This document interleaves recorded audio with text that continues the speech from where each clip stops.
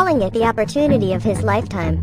President Donald Trump's pick for health secretary pledged Wednesday to help lower drug prices and said he would carry out the Obama-era health law his boss has been unable to erase. Azar's assurances to the Senate Health, Education, Labor and Pensions Committee were met with doubt by lawmakers of both parties, especially Democrats concerned about his ties to the pharmaceutical industry. Nonetheless, the 50-year-old former drug company and government executive deflected Democratic attempts to paint him as a political partisan beholden to a powerful industry.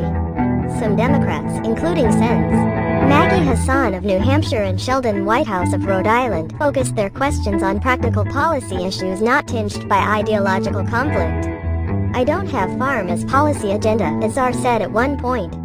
"This is the most important job I will have in a lifetime, and my commitment is to the American people," Committee Chair Lamar Alexander, R10, told Azar at the conclusion of the hearing that he believes the Senate will vote to confirm him. Known as a brainy policy expert with a conservative political pedigree, Azar said his main priorities would be lowering drug prices, making health insurance more affordable, continuing Medicare's efforts to pay for value, not just volume, and confronting the opioid epidemic. On prescription drug costs, he said his combination of industry and government experience makes him uniquely suited to find solutions.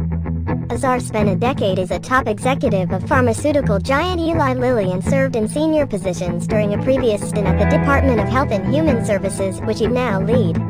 That was insufficient for Sen. Rand Paul, R. Kentucky. "You've got some convincing to make me believe you're going to represent the American people, not Big Pharma," Paul said.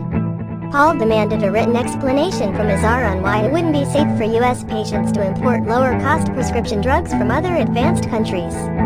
Drug companies have succeeded in staving off the imports challenge through successive administration of both parties. Pressed on drug pricing, Azar said all players in the system, drug manufacturers, insurers, pharmacy benefit managers, and government, share some of the blame. One of his top priorities would be to increase generic and brand drug competition, he said. And he vowed to crack down on drug company, aiming to extend patents that ward off generic competition. Sen. Elizabeth Warren, D.M.S., delivered a blunt appraisal.